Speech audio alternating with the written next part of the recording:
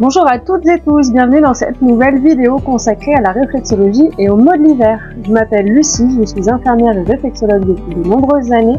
Mon objectif est de vous accompagner avec des méthodes simples et naturelles pour pouvoir gagner en autonomie grâce à la réflexologie. Nous allons voir aujourd'hui les principaux symptômes causés par les virus et les bactéries de l'hiver et comment aider le corps à y faire face grâce à la réflexologie. Avant d'entrer dans le vif du sujet, nous allons voir pourquoi on tombe plus facilement malade en hiver. En hiver, il y a environ 200 virus qui circulent. Il y a même des études qui ont mis en avant le lien entre la température et l'humidité de l'air par rapport à la transmission virale. Par exemple, une température de 5 degrés et une humidité de 20% facilite la circulation de certains virus. Il y a aussi la faible luminosité qui joue, car il y a moins d'ultraviolets. Et en fait, les ultraviolets détruisent naturellement les virus. C'est pour ça qu'en été, on est moins malade. Ils vont aussi profiter d'un organisme plus affaibli pour s'installer et c'est souvent provoqué par la fatigue, par un manque de vitamines et même le froid. Il existe différents modes de transmission, j'ai choisi de vous parler des plus courants par rapport à nos virus de l'hiver. Les deux plus courants sont le mode gouttelette ou le mode contact. La transmission par gouttelette se fait par les postillons, donc elle se fait lorsque la personne va parler, tousser, éternuer ou même lorsqu'elle va expirer. En fait, les plus grosses particules vont tomber plus rapidement vers le sol parce qu'elles sont plus lourdes et elles vont rester dans un périmètre d'environ 1,50 m ou 2 m. Alors que les particules plus petites, elles vont rester dans l'air beaucoup plus longtemps, dans un périmètre pouvant aller jusqu'à 4 mètres parce qu'elles sont beaucoup plus légères. La transmission par contact va se faire par le contact, tout simplement, soit par les mains, ou lorsqu'on va faire la bise à quelqu'un, ou par l'intermédiaire d'objets contaminés. Par exemple, le rhume, il va se transmettre plutôt par le contact, alors que tout ce qui est virus respiratoire comme la grippe va plutôt se transmettre par les micro-gouttelettes. J'ai choisi les symptômes les plus courants par rapport au virus, donc j'ai choisi le nez qui coule ou qui est bouché, le mal de gorge et la toux.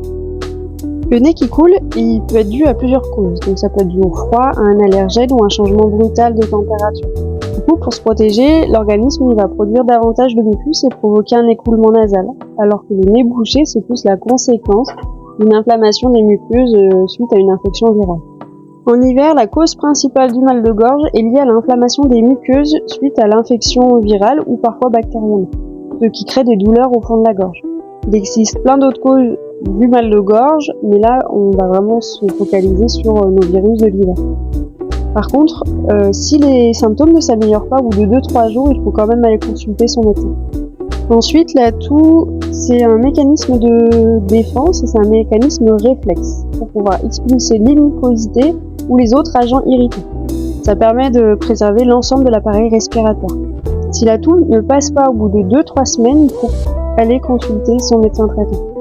Dans tous les cas, s'il y a un doute, il vaut mieux aller consulter que de laisser traîner. Commençons avec le protocole pour le nez qui coule ou qui est bouché. Donc on va faire essentiellement sur les mains. Donc là je vais vous montrer les points des sinus. Et en fait ils sont sur la pulpe des doigts, vraiment tout au bout. Les sinus ne sont pas présents sur la pulpe du pouce, donc il faut vraiment les travailler sur les 4 autres doigts.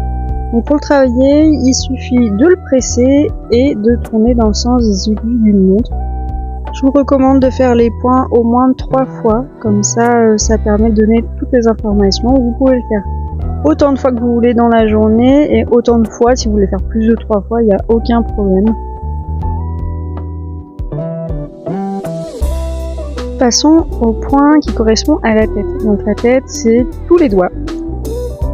Là, je vous les montre, c'est vraiment sur chacun. Donc, pour travailler la tête, il n'y a pas vraiment de sens. On peut le travailler de bas en haut ou de haut en bas, et souvent quand on a mal à la tête, c'est plus simple de faire de haut en bas, ça permet de faire descendre.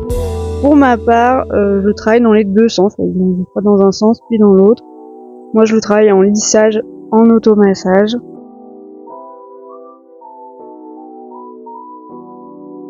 En automassage, je fais la simplicité. Donc pour moi le plus simple c'est de haut en bas, et bien sûr il faut travailler chacun des doigts. Le point suivant, c'est le diaphragme. Pour le trouver, il faut plier la main, ça fait une ligne, et le travailler simplement en lissage. Alors je vous montre les deux sens possibles. Sincèrement, prenez celui qui est le plus pratique pour vous. Perso, je préfère dans ce sens-là. Évidemment, il faut faire les deux mains. Ce point, il est bien pratique pour tout ce qui est détente et relaxation. Le point suivant et le dernier de ce petit protocole, c'est le surrénal. Donc il faut prendre l'intersection entre les deux doigts, passer sous le diaphragme et le travailler en pression, tout simplement. Donc pareil des deux côtés. C'est un point qu'on va faire parce qu'il y a souvent une inflammation au niveau du nez. Passons ensuite au protocole pour le mal de gorge. Donc vous allez voir qu'il y a des points qu'on connaît déjà parce qu'on vient de les faire, par exemple celui du diaphragme. Donc, je vous rappelle, c'est de chaque côté, toujours minimum 3 fois, dans un sens ou dans l'autre. Ensuite, on va voir le point de la gorge. Donc c'est celui qui est à la base du pouce de chaque côté. Pour le travailler, il suffit de passer en lissage d'un côté à l'autre. Moi, je fais des allers-retours parce que pour moi, je trouve que c'est ce qui est le plus pratique. Voyons ensuite la zone des cervicales, c'est celle qui est sur le côté du pouce, là comme je suis en train de vous montrer. Je l'ai rajouté dans le protocole parce que souvent quand on a mal à la gorge, on a aussi un petit peu mal aux cervicales. Donc c'est pour ça que personnellement je le travaille ensemble et en plus quand on regarde là, au niveau de la gorge, ça se projette au niveau des cervicales.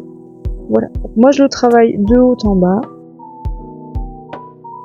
Et pour finir, on revoit un point qu'on a déjà vu, donc c'est le surrénal. Donc je vous remontre tout simplement où il est. Ce point doit être travaillé en pression 3 fois. Passons ensuite à la toux. On commence avec un point qu'on a déjà vu, qui est celui de la gorge. Donc pour rappel, il est de chaque côté.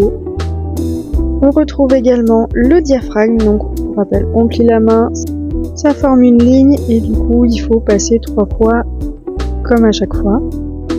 Maintenant que vous savez où est le diaphragme, on va repérer les poumons. Donc c'est juste au-dessus et je vous laisse observer l'image parle mieux d'elle-même. Donc c'est vraiment toute une zone au-dessus.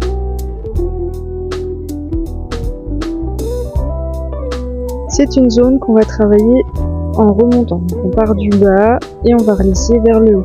Car c'est ce qui va permettre de faire remonter les mucosités ou autres petites choses qui nous embêtent au niveau pulmonaire. Donc on part du bas et on remonte. Ensuite on va travailler la trachée, c'est ce qui relie la bouche au poumon. Donc ça fait juste un petit trait de chaque côté, je vous laisse repérer au niveau des mains. Et il faut le travailler en remontant. Donc du bas vers le haut. De chaque côté, minimum 3 fois également, autant de fois que vous voulez, dans la journée. Voici mes petits conseils pour ne plus tomber malade ou alors pour réduire plus rapidement les symptômes. On va commencer avec l'huile essentielle d'eucalyptus radié que j'ai déjà mélangée dans une huile végétale. Donc c'est ce qui va me permettre de l'utiliser sur les points des sinus. Donc j'en mets un petit peu sur les points et après je fais le point normalement. Ensuite, la cure de vitamine D, c'est ce qui permettrait de réduire le risque d'attraper la grippe d'après une étude de 2017. Et entre nous, une petite cure de vitamines, ça fait pas de mal. Parlons ensuite de l'inhalation de thym. Donc il faut faire environ 20 minutes dans de l'eau chaude et ça permet de soutenir les défenses immunitaires. Quant au miel, il permet de soulager l'irritation de la gorge. Un conseil qui revient souvent, c'est celui d'aérer, il permet de renouveler l'air. Comme on l'a vu au tout début, le froid n'est pas terrible pour l'organisme, du coup il faut quand même porter un bonnet et une écharpe, ça évite la déperdition de chaleur. Un autre conseil qui est plutôt basique, c'est celui de se laver les mains, ça évite les transmissions par contact. Avec la réflexologie, il est possible de soutenir son système immunitaire, donc je vais vous montrer quelques points supplémentaires. Le premier, c'est le thymus qui se trouve dans cette zone, de chaque côté. Pour le travailler, il suffit de lisser dans tous les sens. Donc moi je quadrille énormément, donc de haut en bas, de bas en haut, de droite à gauche et de gauche à droite.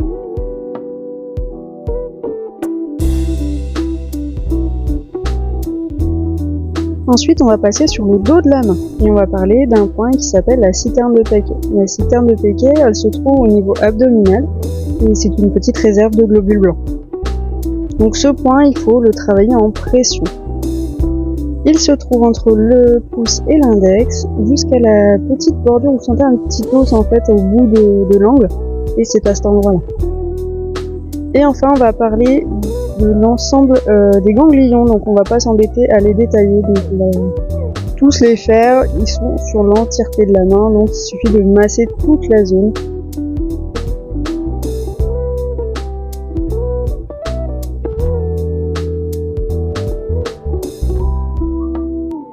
pendant la période d'hiver, on peut se sentir fatigué et là, la réflexologie peut aussi nous aider. Je vais vous montrer quelques points. Le premier, c'est le diaphragme. C'est un point qu'on a déjà vu, c'est un point de détente et de relaxation. On peut également faire les surrénales que j'ai oublié de mettre dans le petit rappel juste avant. Donc c'est pareil, on l'a déjà vu précédemment. Et le dernier point, c'est le plexus solaire. Donc oui, c'est dans la même ligne que le surrénal, mais sur le diaphragme. Et il se travaille en pression.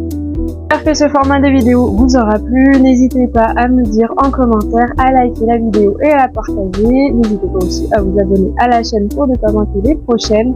En attendant, je vous souhaite une très belle journée et prenez soin de vous. Bye bye.